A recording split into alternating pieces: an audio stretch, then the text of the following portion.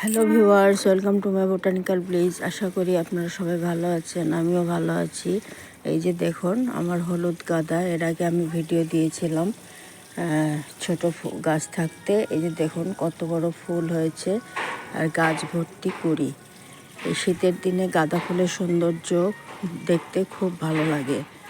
আপনারা চাইলে এই শীতে ছাদ বাগানে অবশ্যই গাঁদা গাছ প্রতিস্থাপন করবেন। আমি এখানে 50% বাগানের মাটি, 30% গোবর সার, 20% কোকোপিট দিয়ে গাছ বসিয়েছি।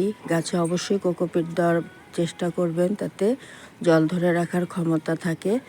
আর গাঁদা ফুল সরিষার খোল ভেজানো তরল সার খুব পছন্দ করে। সপ্তাহে 2 দিন করে এই গাছে খোল ভেজানো জল দিতে হয়, দিলে ফুলের সাইজ এরকম বড় হয়। দেখতেই পাচ্ছেন আরও কুড়ি আছে।